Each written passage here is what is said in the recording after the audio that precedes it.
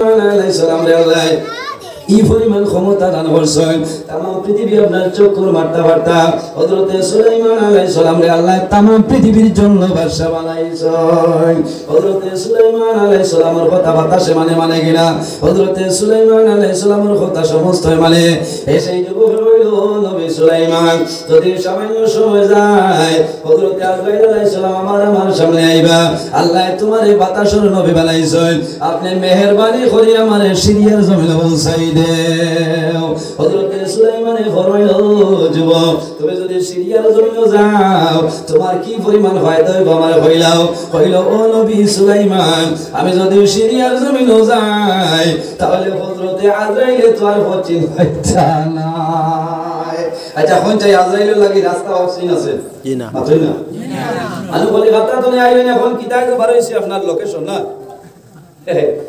আপনার মোবাইল আছে গাড়িতে আছে লোকেশন ফিট করিয়া মানুষের রাস্তা বাইর করিয়া যায় বাইরে হযরত আজরাইলের জন্য রাস্তা অপশন জমিন নাই তোমার যখন জীবন শেষ হইব ঠিক টাইমে আজরাইল আলাইহিস সালাম তোমার বাড়িতে আইবা মওত তো কোনো মানুষ বাগিয়ে দেওয়া সম্ভব নাই আজরাইলের সামনে তলে সরিয়ে দেওয়া সম্ভব নাই তোমার জীবন শেষ হইব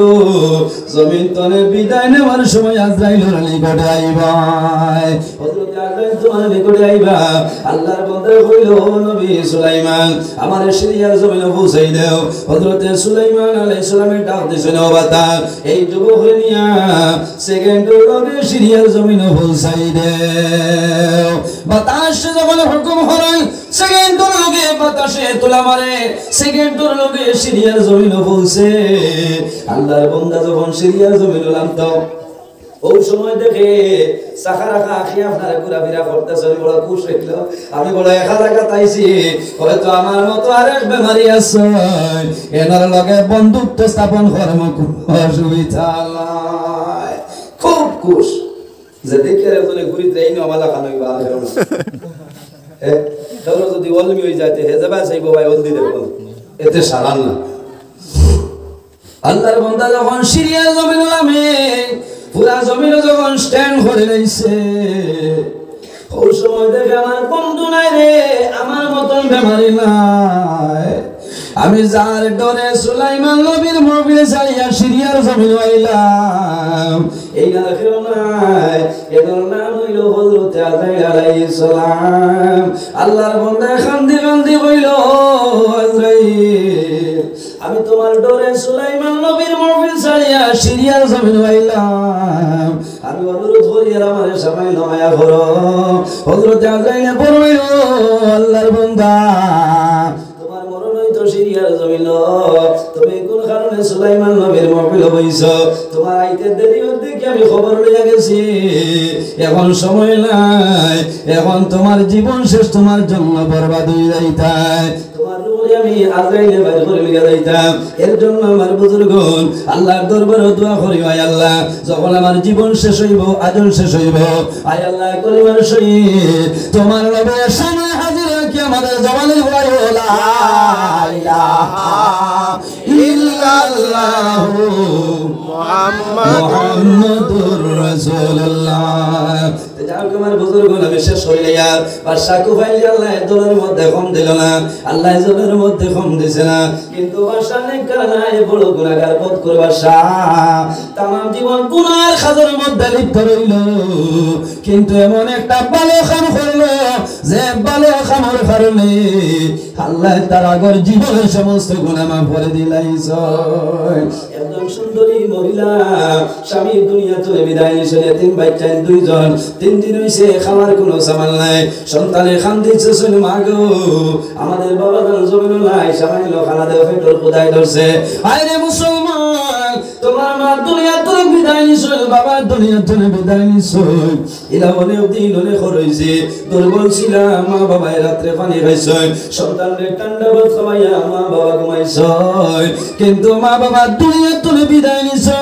অন্ধকার কবরে পড়ে রইছে আল্লাহ তোমার দোর মালিক বানাইছে কিন্তু জীবনে বছরকে বছর গুজরিয়া যায় একটা বার মা বাবার এইটা আল্লাহর বান্দা করে না আছে না নেই আরে বড় দুঃখ লাগে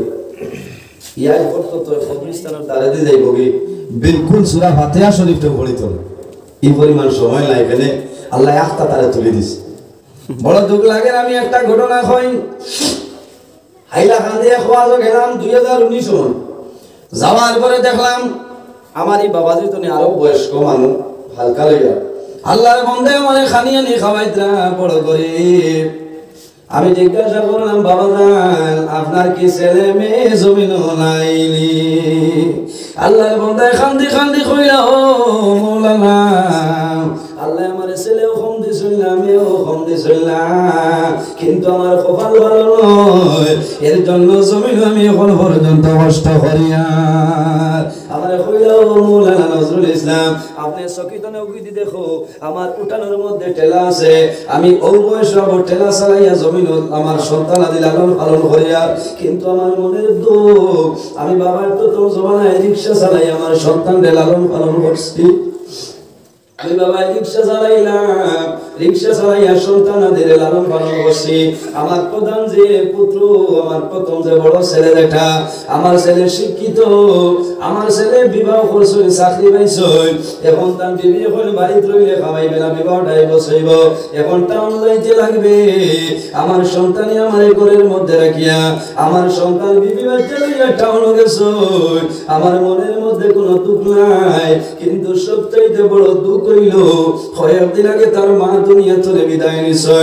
টাউন থেকে আইছে মার জনাজার নামাজ পড়িছে মারে কবর দাফন করিয়া আমার আল্লাহর বাড়ি খানোয়া দেখছে না এই পরিমাণ তার সময় নাই আমার মনে আফসোস করে তার মা থাকার কারণে মার জনাজার নামাজ পড়িছে মারে কবরের মধ্যে দাফন করছে সময় নাই বাড়ি যাইতে পারছে না টাউন গেছে আমি কোন দিন মারা যাইব হয়তো আমার দাদুর পরিমাণ সময় থাকতো নাই আমি বাবার জনাজার মধ্যে শরীক হওয়া সম্ভব হইত নাই ও মাওলানা আমি প্রথম জমানায় রিক্সা চালাইছি আমার এখন বয়স হয়ে গেছে আমার রিক্সার মধ্যে কোনো পেসেঞ্জার চালাই না কোন কারণে আমি দুর্বল যদি শক্তিশালী বাড়ি কোনো মানুষ পড়ে আমি টানি টানি লিয়া যাওয়া আমার জন্য সম্ভব হয় না আমার টাউন রিক্সা দিয়ে কোনো জায়গা নাই আমি চিন্তা করলাম পরিবার মেইনটেইন করতে লাগবে আমি এখন টেলা বানাইলাম এই টেলা চালাইয়া বাকি আওলাদের জীবন যাপন করাই রাইয়া আল্লাহর বন্দায় জোর জোরাইয়া চকুর জল ছাড়িছে বাইরে যদি তোমার মা বাবা তোমার জন্য না রইয়া চকুর জল বাইরে হরিলাই তুমি মনে করিও আল্লাহর জন্য তো দূরের কথা আল্লাহর জন্য তোর গেরাম হওয়া তোমার জন্য সম্ভব হবে না সেই মহিলার দুইজন বাচ্চা 3 দিন হইছে খালির কোনো সামান নাই ঘরতনে বাইরে হইছে খবর পাইছো সেই জবানের মধ্যে বড় মালদার বাদশা কোপাইল বাদশা বাদশার গেইটরে সই গেইট দেওয়ার পরে কইছে বাদশা জান কই সামান্য খবর দেও গেইটর ফারাদারে কইছে সামান্য দাঁড়াও ভিতরে গিয়া কইছে ও বাদশা যাও না আপনার গেইটর বাইরে সুন্দরী একজন মহিলা আইছে আপনি যদি পারমিশন দেও তাহলে সেই মহিলা ভিতরে ঢুকতা বাদশা এটা বড় দেরি করিও না সেই মহিলারে আমার নিকটে আসতে বলো সেই মহিলা বাদশার নিকটে গেছে বাদশা যেমনে দেখছে বাদশার চেহারাটা বদলে গেছে বাদশা কিন্তু বদ করে নেককার বাদশা নাই বাদশা হইল গুনাহগার বাদশা বাদশা জিজ্ঞাসা করলো সুন্দরী মহিলা তোমার কি অসুবিধা হইছে আমার দরবারের মধ্যে হাজির হইলা সেই মহিলা খান্দি খান্দি ফরমায় খান্দি খান্দি ফরমায় ও বাদশা আমি আপনার দরবারের মধ্যে বড় বিপদের সম্মুখীন হইছি আমার মাসুম দুইজন বাচ্চা 3 দিন হইছে ঘরে খাওয়ার কোনো সামান নাই আমার সন্তান দিয়ে খান্দিতেছো আমি বিপদে পড়ি আপনার সামনে আইছি যদি আল্লাহর হুকুমে সামান্য সাহায্য করো আমার সন্তানাদের মুখের মধ্যে কোনো সামান দেব বাদশার মন দুর্বল হয়ে যায় মন দুর্বল নাই মন বিগড়ে গেছে বাদশা কইল মহিলা আমার ঘরের মধ্যে আপনি আমি ব্যতীত কোনো মানুষ নাই আমার একটা শর্ত হইল যদি তুমি আমার সঙ্গে জমিন গুনার কাম করিলাও 60 দিন আর তোমার দিব আর যদি গুনার কাম রাজি পাও না তাহলে 6 পয়সা দিয়ে আমি বিদায় দেব না সেই মহিলা আরজ করেন ও বাদশা যাব না আমার জীবনে কোনোদিন আমি গুনার কাম করছি না আমি অনুরোধ করিয়া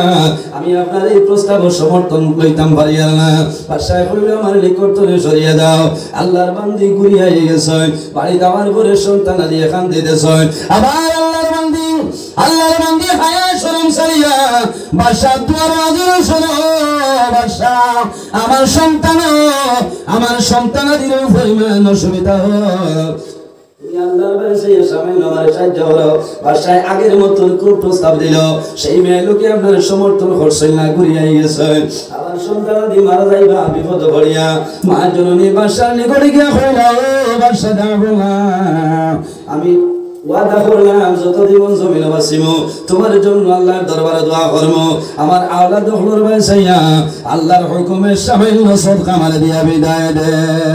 সেই বদকুর বাদশা জানাইলো মহিলা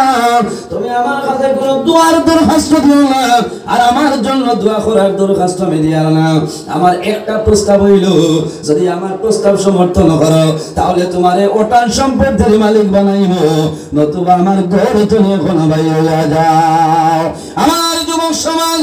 এই পর্দাশীল মহিলায় আওলাদুল জান বাঁচাইবার জন্য বাদশার খুব প্রস্তাব সমর্থন হইলে সুন্নাতি হয়ে গেছে বাদশা যখন সেই মহিলার শরীরের মধ্যে হাতটা লাগাইছে ওই সময় দেখা যায় কিতাবের মধ্যে নয় সেই মহিলার সমস্ত শরীরে জ্বলজ্বল আরম্ভ হয়ে গেছে সমস্ত শরীরে কম্পন আরম্ভ হয়েছে বাদশা হাঁটুরাইয়া সামান্য চলে যায় আবার যখন হাতটা লাগায় আবার আল্লাহর বান্দির শরীরে জ্বলজ্বল আরম্ভ হয়ে যায় এইভাবে তিনবার বাদশা চেষ্টা করলো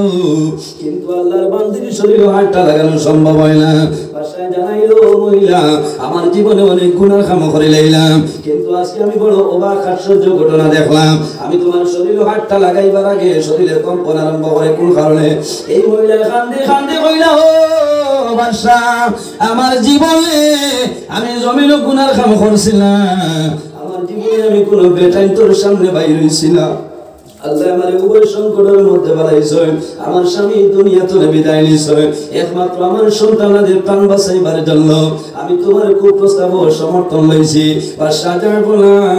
আমার স্বামী ব্যতীত আমার শরীরে কোনো বেটা মানুষে আঘাত করছে না আমার স্বামী ব্যতীত কোনো পুরুষ মানুষে আমার শরীরে দান লইছে না কিন্তু বিপদ পড়িয়া তোমার কাছে আইছে বাদশা শুনিয়া বড় দুঃখ লাগলো আল্লাহ কোন সময় মানুষরে বদলাই লইতে পারে ভাই বাদশার বড় দুঃখ লাগলো বাদশা কইল মহিলা আমি ওয়াদা করলাম আমার জীবনে আর গুনাহ কাম করতাম না আমি তোমার 60 দিরহাম নাই আর অসংখ্য দিরহাম দিলাম আর আমি ওয়াদা দিলাম যতদিন জমিন বাঁচিয়া রইব তুমি যতদিন বাঁচিয়া রইবা তুমি যখন কোনো সমস্যার মধ্যে পড়বা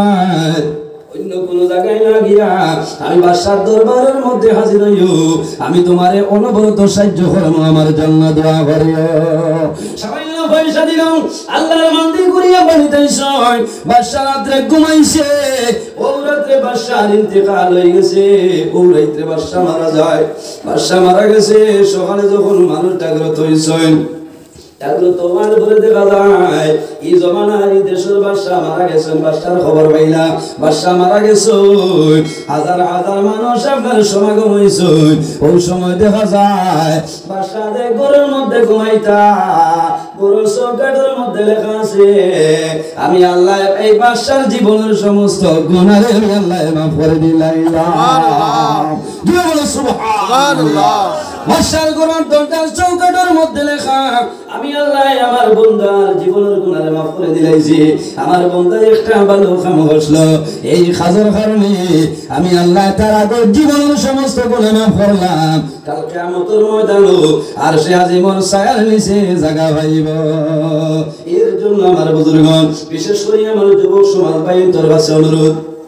ভাই আল্লাহ তোমার জওয়ানি দান করছে আল্লাহ যৌবন দান করছে তুমি গুনার কাজ তোমার জীবনটা ধ্বংস করিও না গুনার কাজ যৌবন বরবাদ করিও না এই যৌবনের হিসাব কিয়ামতের ময়দানে দিতে লাগবে তোমার জমিনের হিসাব কিয়ামতের ময়দানে দিতে লাগবে যদি সম্ভব হয় জমিন পাঁচ ওয়াক্ত নামাজ পড়িও মা বাবার খেদমত করিও ভাই বিরা আত্মীয় স্বজনের সঙ্গে ভালো ব্যবহার করিও আল্লাহর দরবারে তওবা করিও আল্লাহ তোমার দুনিয়ার জীবনটা রোশন করবা আমার